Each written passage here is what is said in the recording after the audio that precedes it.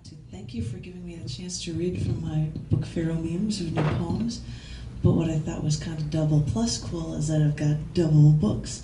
I've got two small books, one of new poems and one of ones I've done at shows, which makes them 2015-2017 show poems.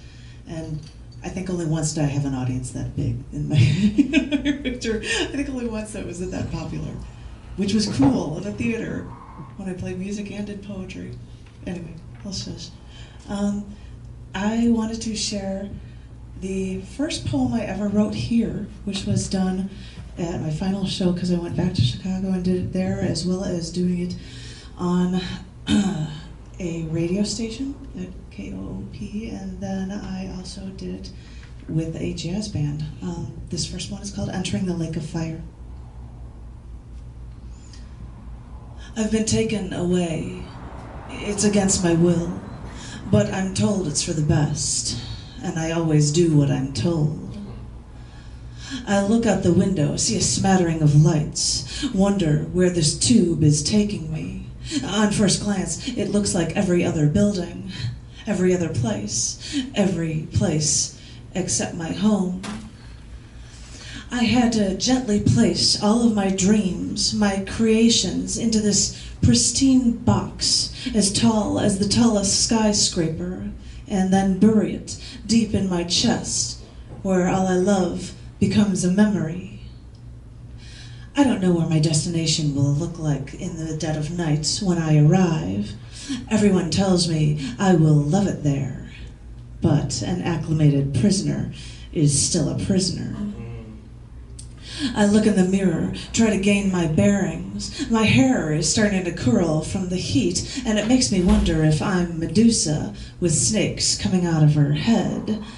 And here I am, trying to straighten my hair so people might not be so afraid of me, so I might not turn everyone who turns my way into stone. But Medusa here has dreams. Creativity is crushed when I hide my heart, buried in that box of gems, never to sparkle again with a lack of light, or at least the right light.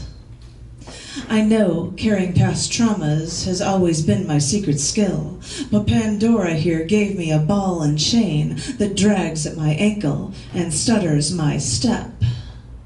For now I've closed the box as tall as the sky, and my only choice is to enter Pandora's box, where all of the evils of the world will haunt me and follow me wherever I go. And these last two I will share with you are things from the first feature I ever had here at the Baha'i Center, and I did it on my wedding anniversary. I had John here with me, and I first did one as a bonus poem because I had written poems at one point for every element in the periodic table. And I did this as a bonus one. I had written something for Pluto before, but I did this one, and I did it in the show, and it's called Pluto, Plutonium and Death. My kingdom is the underworld.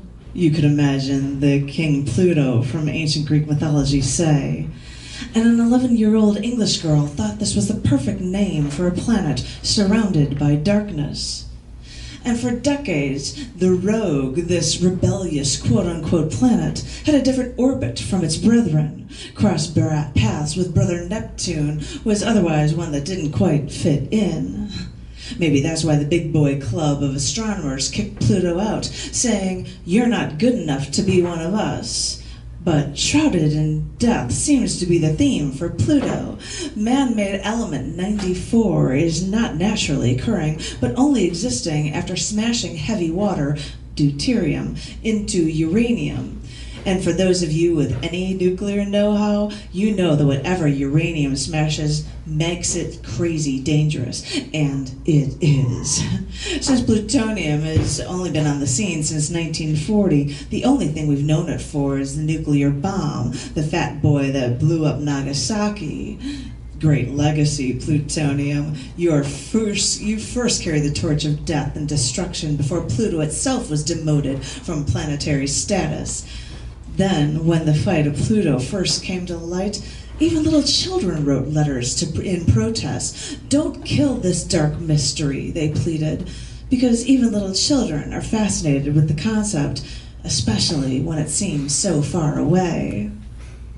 I look around me now. I see the destruction we bring upon ourselves. Christians bombing abortion clinics, Muslims shrouding women and beheading non-believers, Chicago gangs shooting some in retribution for more shooting. The violence doesn't end. But the darkness, the death that seems to be ruled by the planet, non-planet named from Greek mythology, and the element whose only function we humans know is complete annihilation, well, how fitting that Pluto and Plutonium are forever locked in this death dance.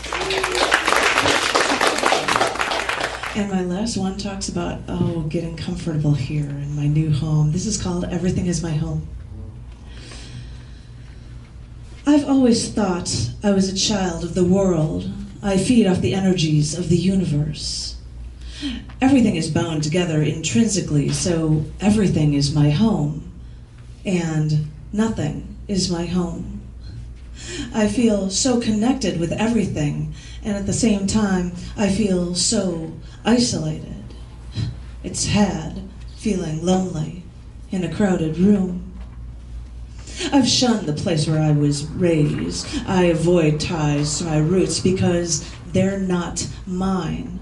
I told you, atom by atom, I'm a product of stardust. And when I am home, wherever I am home, that's everywhere else. And with no home, yes, I have four walls. I've packed my belongings from my past into spaces.